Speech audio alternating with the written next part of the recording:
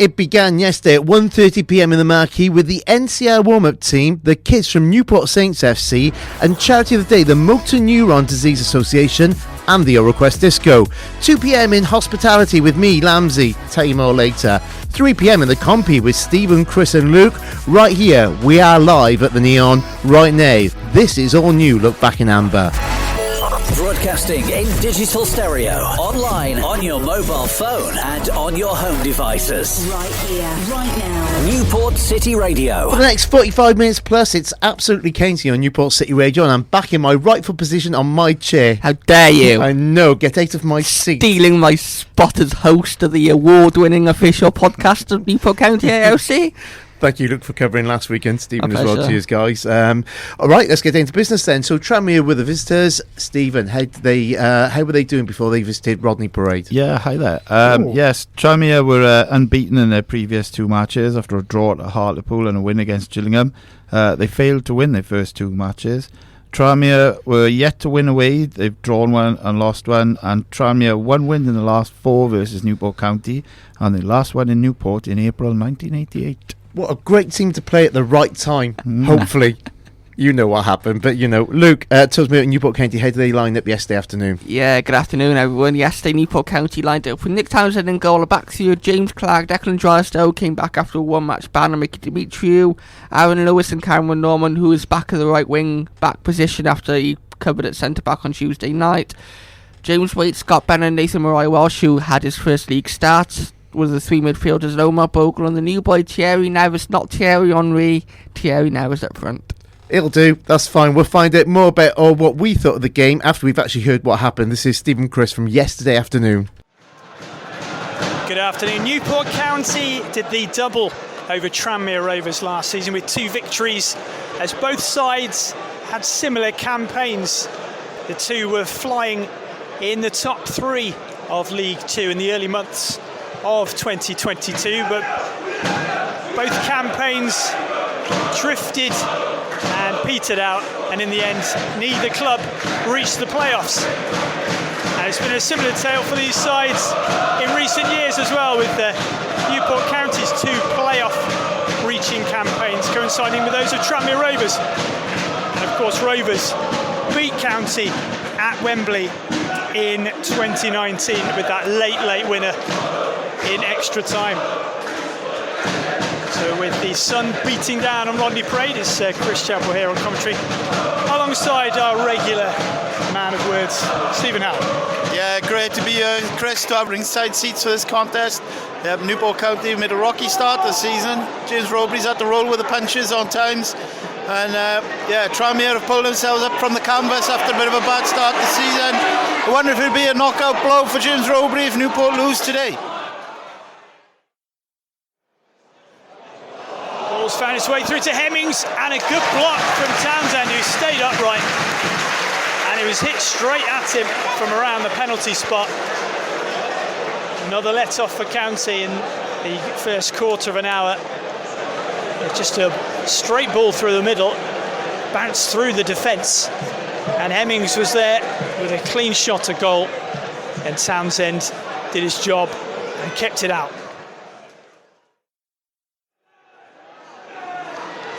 Hemmings slides it to Lewis on the left of the area. Johnson crossing, and it's come off the chest of Aaron Lewis and bounced into the unguarded net midway through the first half, and Newport County find themselves behind once again. Aaron Lewis with an own goal. Well, this fixture last season, in which County eventually won 4-2, Mickey Demetriou scored an own goal. And that was just unfortunate, wasn't it, for Lewis? Yeah, it was just unfortunate when the ball, he couldn't really get out of the way of it. Unfortunately, Aaron Lewis scored in this fixture last season, didn't he? But he's also scored it again, though, but at the wrong end.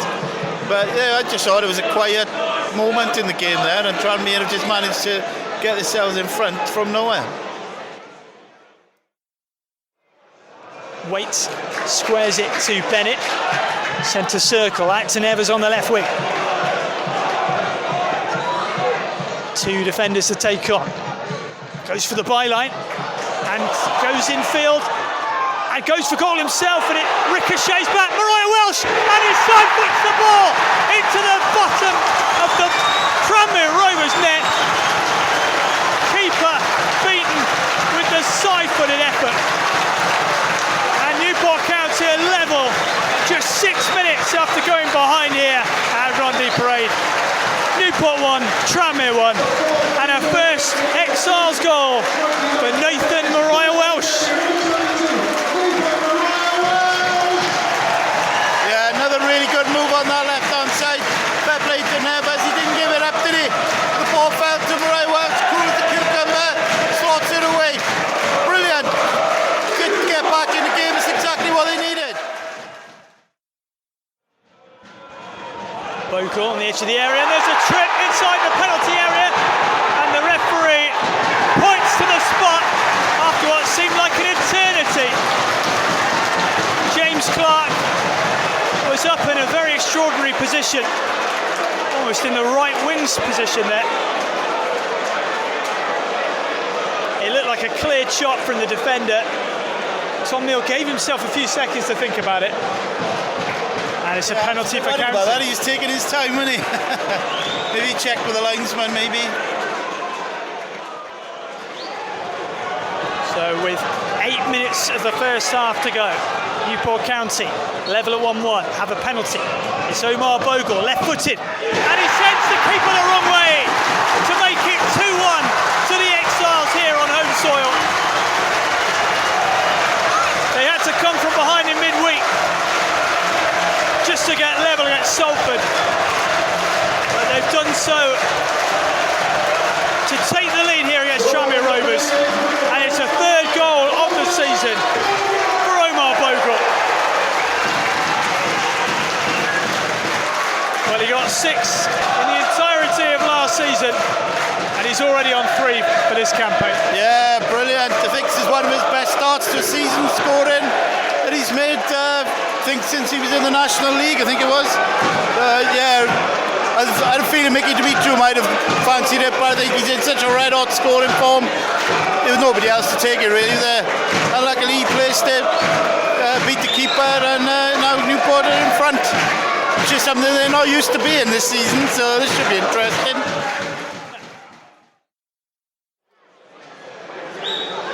Dimitriou with the ball in his hands again on the right. Another long throw. Bogle's trying to get there, chests the ball down the overhead. The defender on his shoulder, and the hook shot came in from Nevers through a crowd of players, but it was straight at Ross Doohan, the Tranmere goalkeeper, in the end. Either side of him, and that would have been 3-1.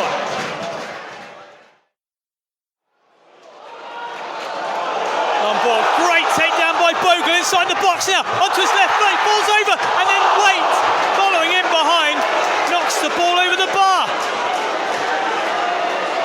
Great skill from Bogle. And then, just as Waite arrived, he had a few players on the ground in front of him, and his shot just cleared the crossbar, and it remains 2-1.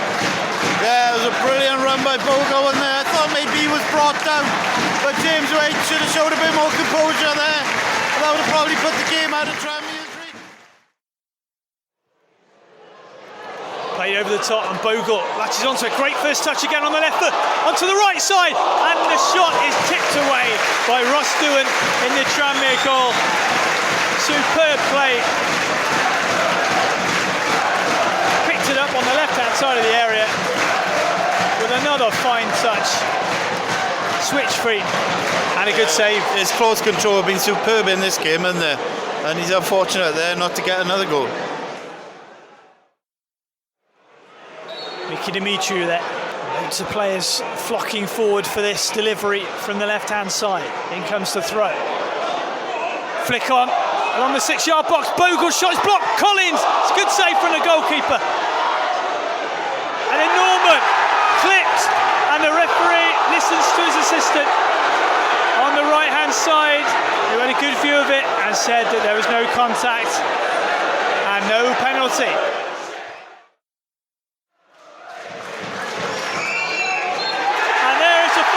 Newport County at last can taste victory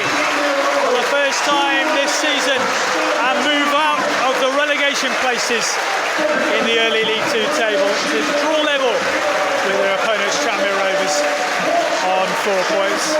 Well, it's a first win at Rodney Parade for more than 5 months since the defeat of Bristol Rovers here gave County real hope of automatic promotion, let alone getting in the playoffs, which of course they failed to do at the end of the last campaign.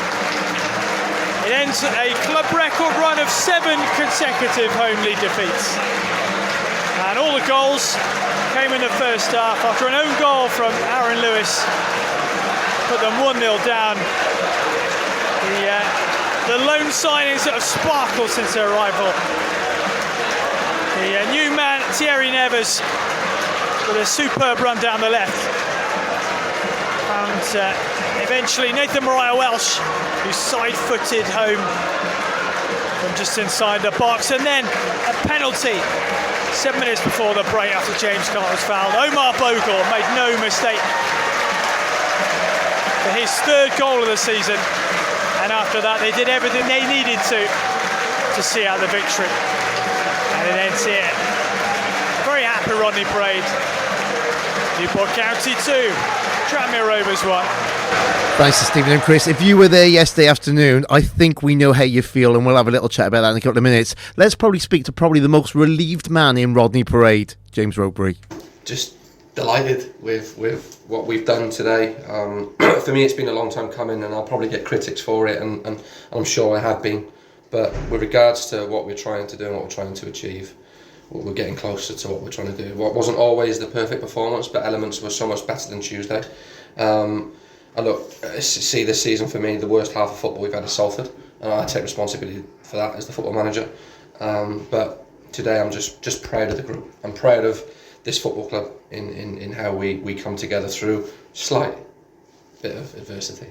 Yeah. You maintained beforehand that the win was just around the corner, and it's finally arrived. You can enjoy a Saturday night. Yeah, I can enjoy a nice glass of red wine tonight now, which I'm going to. Yeah.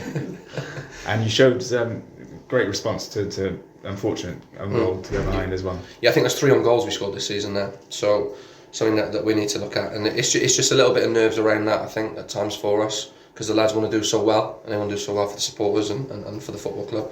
But with regards to the comeback, is that we've done it twice already now, and we did it a lot last season, which shows the resilience of this group, and that stems from Mark O'Brien's era to now as well. So we've got to continue that. So I'm just really proud of everybody.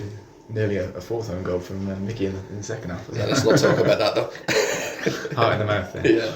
Yeah, for sure. But great character from your side to come back from adversity after all that's gone on this season, and then going behind. Yeah, I can't. There's a lot of things going on that people don't know about, and now this group bounce back is I'm just so proud of them, and that'll continue. And some great individual performances as well, especially from the new boys, yes. Nathan and Thierry. Yeah, young Nathan has done smashing. When I spoke to Carl Fletcher at Bournemouth about Nathan, he said that he could cope with League 2. It's just we got to manage the expectation for Nathan, that he's going to sometimes find it hard to do every week, so we can't expect too much too quickly. So it's just managing his load, and the same with Thierry. That's his first game in a while, but it was something that I had a feeling for it with what we watched him for a long period of time, that he could come and affect the game, and in fairness to Darren, to getting it sorted with the board so quickly, and Matt, our secretary, and the rest of the club, just makes it a lot easier for us. So I'm grateful for that today. Yeah, Thierry only arrived on Thursday, and he trained for the first time yesterday. No doubts about throwing him straight in? No, because we've monitored him for a long time, and we've done enough research on him. We've met him enough times to know what he can do. So it's not a case that he's just turned literally up to the training ground Friday morning and throw him in. It's a well thought out decision, if you like. But presumably, when he gets to know his teammates and they get to know him as well, he can only get better. Yeah, he can. If you look at today, we've evolved the shape a little bit, and he's played. You can see how effective he is in that left hand side of the pitch, and we've got to keep trying to find him ways to keep improving, and that's our job.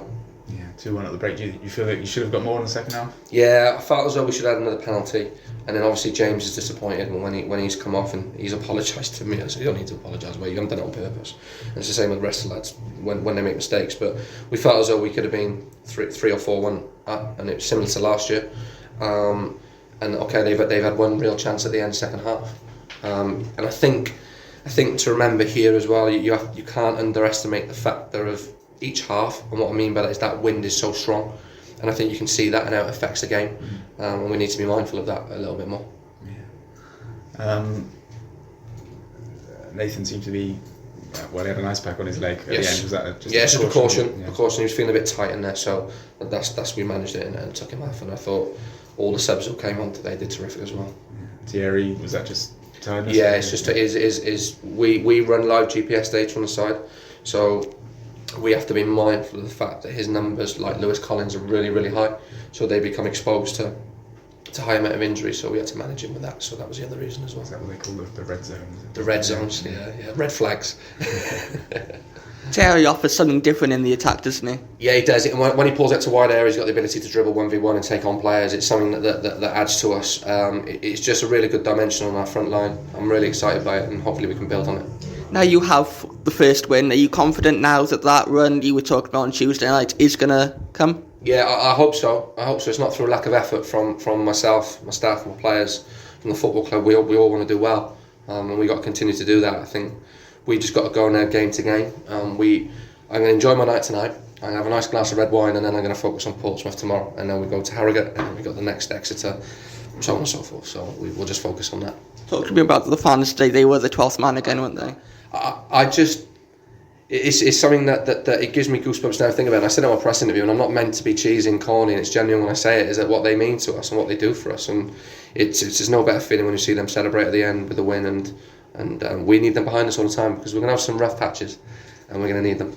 You dug in defensively second half. That must be pleasing for you. Yeah, we said at half time that we want to keep clean sheet second half, and we did that, so that's credit to the lads. Credit to them. Thank you. Thank you very much. And thank you to Luke as well. Cheers, mate. Good audio. I like that one. We're going to start slightly differently, okay, because I want to talk about that man. So, we don't condone drinking on Newport City Radio. Mm-hmm. However, I think he deserved his glass of red, didn't he? Oh, absolutely. Yeah, definitely. We had James in over Christmas on Zoom, and I think he mentioned that if we could get him the ideal Christmas present, it's a nice quality bottle of red. I think he probably had a glass out of that bottle last night. I think he probably did. I think he might have had more than one glass. I think he deserves it as well. Yeah, definitely. Yeah, let's talk about James then, because we've had the pleasure of meeting him. I was in hospitality. I know. I was moving up in the world. You haven't mentioned it though. Well, no. I just want to get in there and say it's not the prawn sandwich brigade. I've got a new phrase, because obviously prawn sandwich is a bit disrespectful. I think it's meant as a slur, yeah. So I've got a new phrase. They called the Cooked Dinner Collective. Okay. So that's what I was with yesterday. Very apt for a Sunday as well. Absolutely. Yeah. Well, yeah. They have a cooked dinner on Tuesday. I sound like Craig David. So it was very, very different experience. And thank you for the club for allowing me to do that. Yeah. Joe Crocker, who sounded great in the announcements. Yeah. Back to James. So great to see him before the game. Lovely that he comes over to the hospitality and gives the team news and just lets us know what's going on. So we've got to know him a little bit. I was really heartened that seeing on Facebook over the last couple of days in some of the groups, I think there was a poll, I think it came at 8% that they want him to stay. Yeah. Obviously, after losing a good couple of games. And I know the club would like us not to associate the end of last season with this season. So, okay, you can have that. Brand new season, brand new start. It's been tough. I just wanted kind of say, we were all there yesterday. Just how well has he handled this adversity? Yeah, really, really, really well. I think it's his character. Whenever we speak to him, it has been tough, but he has still been seeing positives out of the game. I think on Tuesday night, the fact that we came back from 2-0 down was a positive. And then afterwards, I think the players got together. I don't know if the term rubbed heads is the correct I think word bumped here. heads was what you used on our interview with him, didn't you? We're going to bump heads. We're going to bump heads from time to time, with the fans, with the chairman and stuff like that. And so the only other person that we need to mention at this point as well is the chairman, because again, stuck by him, shown faith. They got a lovely friendship and relationship going on there. And I believe, Stephen, did you see the chairman around the ground after? Yeah, I was sat there after the game, and it was just after James Robry had done his press for Radio Wales, and Gavin was walking down the touchline, and there was just a really nice moment between the two of them where they kind of like congratulated each other, and I think Gavin said that the result was never in doubt, and you could just see the happiness on their faces, and you could see the good relationship between the two of them. It was really nice to see. Yeah, right, back to the game. Stephen, let's go back to normal business. What did you see yesterday afternoon? Yeah, well, I think, starting off, I think it was important that Newport County made a good start, taking so long to get going against Salford in the previous game. And they did. They were creating chances. Nevers was looking really lively on the left-hand side with Aaron Lewis as well. They were linking up really well. And I just thought County were unfortunate to go behind for the own goal. I don't think you can really blame Aaron Lewis for that. He kind of just hit him and went in. Wasn't much he could do about it. But the fair play to him and the team. They didn't let the heads drop. They got themselves back into it 6 minutes later. Really nice move on the left with Nevers involved. And really good, calm finish by Mariah Welsh. I thought he took the goal really well. And he obviously was playing really well as well. I think he got sponsors man of the match as well. And that's nothing. We need to find out who the absolutely came to the man of the match is. We do. Yeah. I was thinking, what do they get for man of the match nowadays in the 21st century? Is it still a bottle of wine, bottle of alcohol, a cheque for some something? No idea. That's a good question. If you know the answer, let us know by commenting on one of our posts. There's loads of them on Facebook or Twitter. So just go in there and say, I think you'll find, Amber team, that this is the way it is. Stephen, go ahead. I just thought then for the rest of the first half, County were on top. They got the penalty as well, which was really, really well taken by Omar Bogle to put us in front at half time, which was uncharted territory for Newport County and the home fans. Hasn't happened since March. It's just, are we away? Is this not Rodney Parade? And then, second half, Tranmere tweaked it at the beginning of the second half. They brought on two midfielders. I think they maybe changed the formation a little bit, but it didn't really cause County any problems. They were comfortable, and I thought during the second half, I think Newport were far the better team. There was a moment where there was a bit of casual defending, but fortunately it didn't cost them. But other than that, we could have, like James Roby just said, they could have got 3 or 4. James Waite had a really good chance. Bogle had a chance. And I just think like Omar Bogle was terrific yesterday. He was really good up front. There was a moment, you heard it in the commentary, where the ball kind of like come out of the air and he just took it down. He was like, oh my days, this guy is incredible. And when he was running at some would defenders, say he's mind-boggling. Yeah, he was mind-boggling. There is. Yeah, nice. You get the puns in during the commentary. I get the puns in during the show. Yeah. That's the headline for the next couple of weeks. Yeah, and I just think overall I thought I was really happy. The whole team performed really well, including the substitute from Nick Townsend. I think the back three, I think the midfield, the forwards, it was just a really, really good performance all throughout the match. There was moments that Tranmere had, but we've been talking about Newport County need to kind of like put two halves of football together. I think they did that yesterday, I would say. Got loads of questions around that. So I was just really pleased with the performance and the result. Luke, before we go into the questions, what did you make of it? Yeah, I agree with everything Stephen's just said. I think first half we were really, really good, really deserved our half-time 2-1 lead. Very unfortunate with the own goal. I have watched it back and it's just a case of Aaron Lewis's wrong place, wrong time. The ball comes in and it just kind of bounces off him and goes into the net. Not much he could do about it, really. Omar Bogle looked on it. James Roby said to us before that he knows him already. I think having that personal relationship with the manager helps. He worked with him at Cardiff, so he already knows where his strengths and weaknesses are, and we've heard James say he likes to coach people and improve everyone, no matter if they're 16 coming through or they're 42 in the case of Kevin Ellison last season. Second half, obviously Tranmere were trying to get an equaliser. They had 72% possession. They did dominate the second half, but they didn't really do much with it. Yeah, it's really odd because I was over in the Compy Blocky with my family because it was the Newport Saints. My great nephew plays for them. It was a lovely experience. And again, a massive thank you to Spitty the dog, who was just outstanding yesterday with the kids. Yeah. You know, when you get to see that interaction with different, we always see it in the marquee, but seeing what Spitty does for the rest of the game was amazing yesterday, and just a joy for the kids to watch.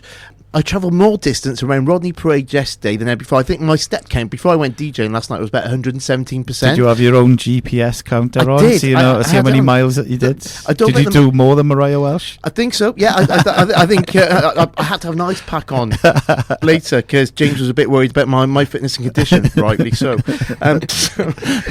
Got wildly off topic. I want to try and find out, so what exactly changed on this one? So James mentioned in his post-match interview that there was an evolved shape. So we've talked about formations, you've talked about formations in the last episode. Luke, talk to me about this. What is this evolved shape? I think the evolved shape he's talking about, we finished off with we thought it was a 4-3-3 on Tuesday night, but he said in his pre-match to me there was a 4-box-2, which is Stephen's favourite formation. Yeah, I know. That's strange. I think the evolution, the shape of it was still a back three.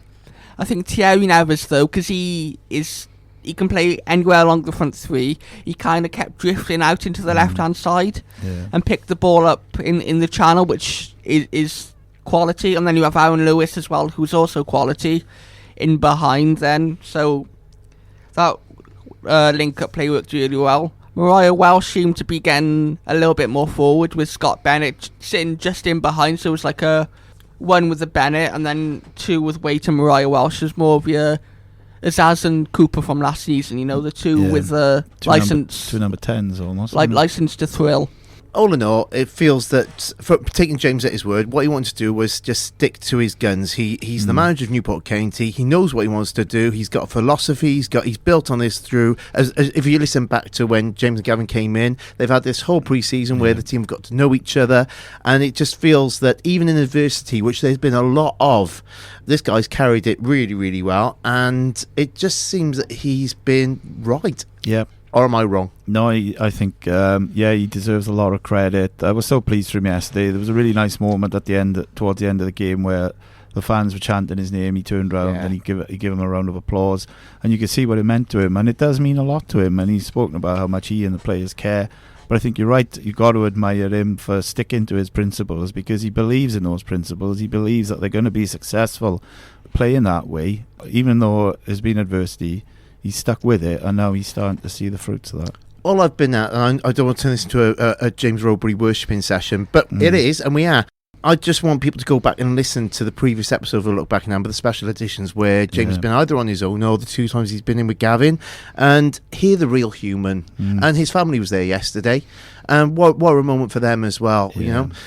Anything else that you guys have got on this? Anything you want to talk about? Going back to the interview that he did with us, where he was speaking about Dom Telford, but he kind of said it was more to do with the work that he was doing, and I think now we're kind of seeing that with Omar Bogle. As Luke said, they obviously know each other, but I think we're seeing James Robury get the best out of Omar Bogle. As I said in the commentary, he's made his best start to a season since he was with Kidderminster in the National League, and I think we're starting to see the fruits of that.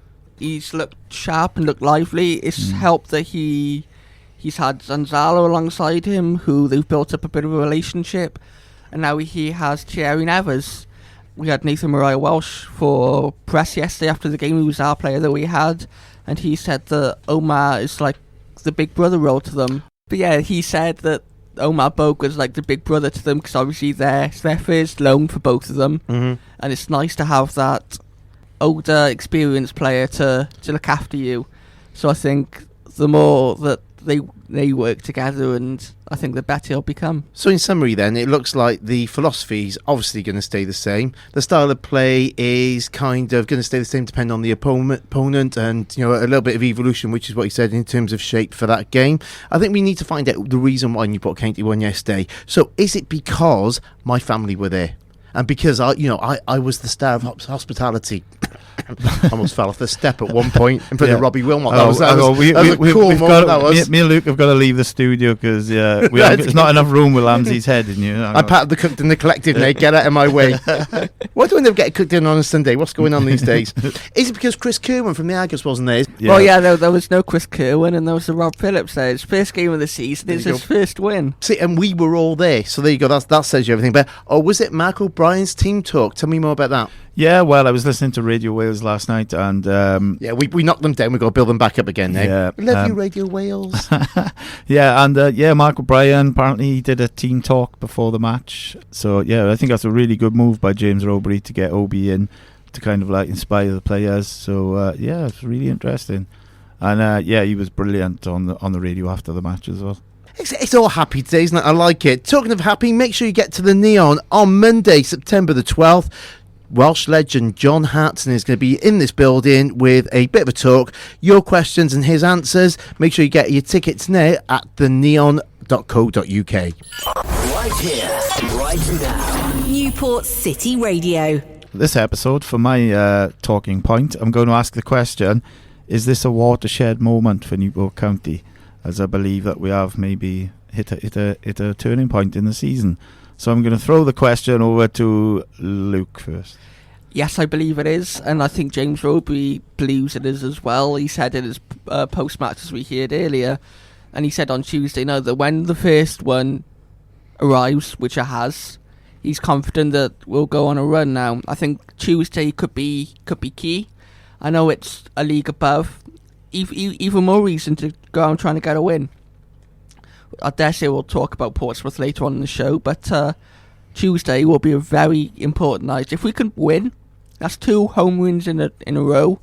That's momentum being built. That's another side from a division above knocked out of a cup by Newport County at home, and we can move on to get, I don't know, a Tottenham or a Chelsea or someone of that ilk in the next round of the cup. I think, where do we go from here? We go to Rodney Parade on Tuesday. We go to Harrogate on Saturday.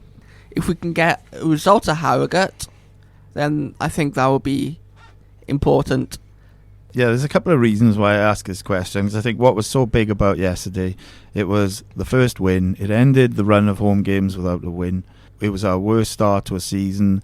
We've ended that, and I think the longer that would have gone on, the worse it would have been. But Ian, what do you think so far, before I go into my other reasons? Yeah, there's lots of crazy talk about, not so crazy talk actually, because we praised the club previously under Flinney for bringing in Lenny Lawrence to give him, it was almost like it was described as a shield. So Mike Flynn was a brand new manager, and Lenny Lawrence was brought in to say, well, he hasn't got enough experience at this level, and that was starting to creep in a little bit, wasn't it? Again, like I said, on social media I saw the backing for James, which was lovely, but there was this little talks about perhaps he needs that little bit of support. So hopefully that's got rid of that a little bit. Yeah, I actually asked Mark O'Brien about that last night. Yeah. But, what was his answer? I'm trying to remember what he said. Yeah, I think he said, like, yeah, with Flinney, he had Lenny there, but I think James Roby maybe is a kind of different manager, different style. We know how set James is, and rightly so, in his beliefs. And if he hasn't got that, it's all going to fall apart pretty quickly, isn't it? Yeah. So, all in all, I'm not saying that Flinney wasn't, but I can only talk about the current manager because we've spent a bit of time with him, and he's so strong in his beliefs that perhaps he felt that would detract away from what he's trying to do. I think so. And again, how long, if that run of bad form continued, at what point would he start questioning that? And I think that would be horrible, because he didn't deserve that. He deserves a bit of football fairness, doesn't he? But he stuck to it and he's got it. A couple of thoughts on what I'm thinking. So what happens if it starts to go wrong again? And I don't want it to happen, but it could do. So let's take a look at what we've had so far. I think all three of us looked at the fixtures. I was in tears because of the amount of clashes I had with other festivals in Newport. But aside from that, we kind of realised it was going to be a very, very difficult start for Newport County.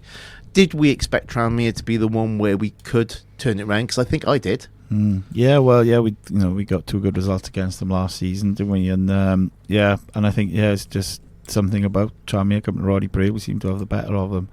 So, and again, bringing my really, really poor logic into this one, it won't be fun, nobody pulled me up on it, so I'm going to have another go at this one. Where do we think Tranmere will end up in the league at the end of May? Good question. Well, they were in the playoffs, a bit like Chris said in the commentary, but they dropped off. I think one of the biggest problems last season was their away form. I think away from home, they're not that great. So I think that's their kind of Achilles heel. So, yeah, I would say I'll say Tranmere will make the playoffs this year, maybe. Okay, so we've just beaten potentially a playoff reaching team. And this is what I'm trying to do, because I felt with Salford, they were just a different class. Yeah. And it looks like they're going to not run away with the league, because I don't think anyone can do it League 2. No, but they lost yesterday. Yeah, but they're definitely, the way they play, they're definitely contenders, aren't they? Yeah, very good side. So if Newport County's in that top bracket, I'm happy. I'm really, really happy. I think it's kind of like expectations, isn't it, as James Roby said about one of the players, but then I think you've got to kind of manage the expectations of the team as well. What I really felt yesterday as well is it was the first time this season that we've taken the lead in a game and held on to it.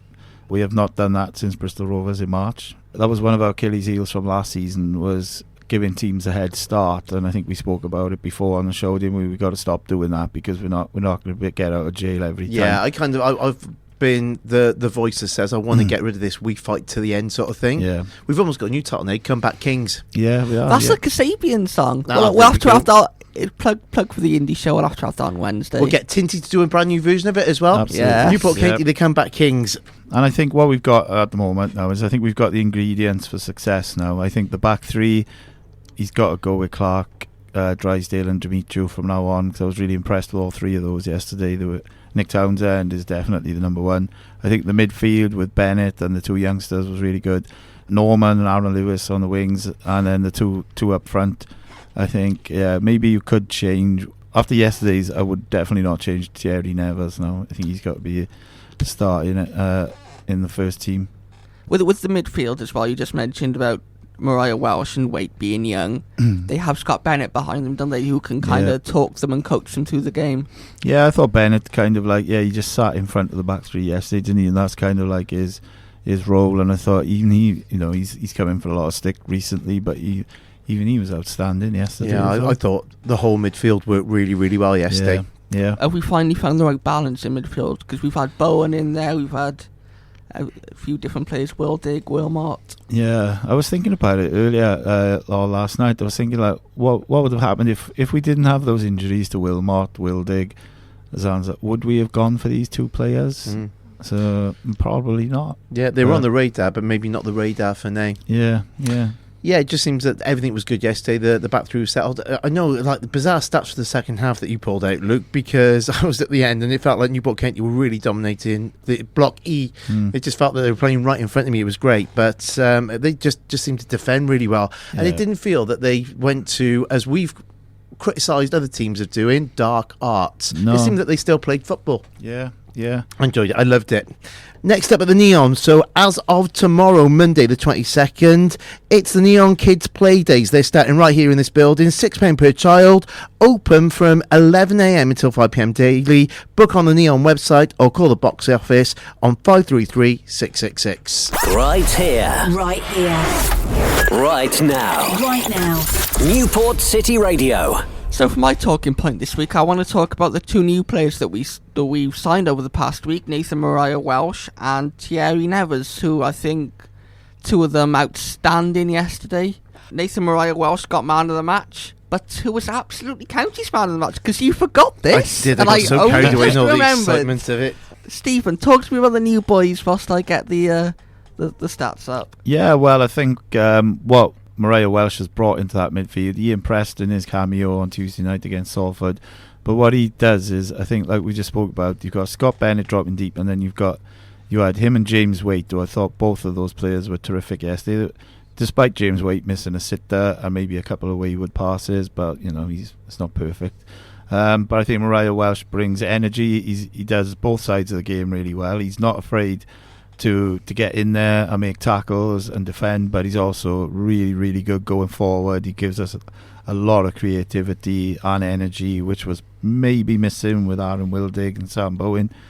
Thierry Nevers was just outstanding. It was like exhibition football at times with him and Aaron Lewis yesterday. They were doing flicks and tricks, and it was amazing. It's like probably one of the best debuts I've seen from Newport County for a long time. He's kind of similar maybe in that sense to what Zanzala is. Is like he's a tricky player, and obviously he's out, so we've got in a really good replacement for him, which was something that we needed. And he gives us options now. We know we can play a different way maybe if we want to. Got really good options in our midfield. I think we spoke about it. We needed more options, but we've got that now. But we've got young, hungry players in those players. They both come from quality academies as well, Reading and Bournemouth and West Ham they've been at. So I think the signs are good. Obviously it's only one game, one swallow don't make a summer, but the signs are really, really good. And the positive as well is that Nevers only had one training session, and there's still more to come from him, which is scary for League 2 defenders. Definitely. I think considering that they hadn't played together that much, there was a couple of moments maybe early in the game, but as the game progressed, I think they started kind of getting used to his runs and where he would be on the pitch. So it was. James said he wants to keep the squad slightly smaller this season and work more on a coaching one-to-one basis with them, is the vibe I got. It's probably a little bit bigger than they wanted. Great that the board have actually gone and spent and had to, okay, you could argue they had to do that, but they could have pulled at the drawbridge and said, no, you want this small squad. But again, been facilitated. James mentioned about the role that Darren Cowley's played in that. Darren will hopefully be with us in the next couple of days on Look Back in Amber to find out what he made of the whole transfer window, but probably bigger squad than what was expected because the things happened. And again, I think in football it needs that little bit of luck. Is this a bit of bad luck now, trading off for a bit of luck in about 10, 11 weeks time when Zanzala's back? I don't know. I don't know what you do now up front when Zanzala's back. You just got to see at the time, and you got to see how well Zanzala is, and then see how it all fits together at that point. But I think the vibe I've got today off you both before the show is that we've got strength in depth now. There just seems to be. I think the first 11 is starting to settle a little bit within reason, because you've got so many great players. It's never going to be a really, really settled 11, and again, depending on opposition, it never can be. But that's what's exciting. Did you mention that? Because we haven't mentioned about Thierry being obviously straight on the pitch. Did he have any links, did you say, with other players? Him and Nathan Walsh actually came through together at Reading, which is good. That means then that they have an understanding both on and off the pitch. And that can only be positive for Newport County. I do have the Absolutely County Man of the Match. Oh, it's in. So this is on Twitter. Hot off the press. Luke's done it the official way this week. Okay, so Stephen doesn't get a vote. I don't get a vote. It's over to Absolutely County. Well, I was going to ask Stephen, who does he think was man of the match yesterday? Doesn't get a say. No, not anymore. It's brand new rules on this show. Okay, so your options were Thierry Nevers, Nathan Welsh, or Omar Bogle. Now, you won't let Stephen have a say? No. Can I say who I did vote for? No. Oh. Can I give you your voice? No, we gotta go. Okay. So, with 62% of the vote was the new best on earth, Omar Bogle. Nice. Brilliant. He was the Absolutely County Man of the match. Stephen, who did you think? Omar Bogle, funnily enough. See, thank you. Who did you think, Lams? Watching the game. Do you agree with Leo? I agree with Leo. I miss Leo. From the little bit that I saw, because I had to keep diving back and forth, hence why I clocked the mileage yesterday. Really enjoyed Lewis Collins when he came on. I thought he was really, really active. Okay. So just throwing it out there, Back to the Neon, and on Thursday, starting this week, it's going to be classic movie nights. Get a complimentary cocktail or soft drink, popcorn on arrival, and it's going to be a themed event with hot and cold snacks available and waiter service throughout the show. Yay! And this week's film is Dirty Dancing. Yay! Right here, right now. This is Newport City Radio. Okay, let's wrap this exciting baby up. So let's talk about the next couple of games. So Portsmouth, it's the League Cup and it's on Tuesday. It's another bucket collection for us because it rained last Tuesday. Yeah. So please give generously this Tuesday because we couldn't really do much with the weather.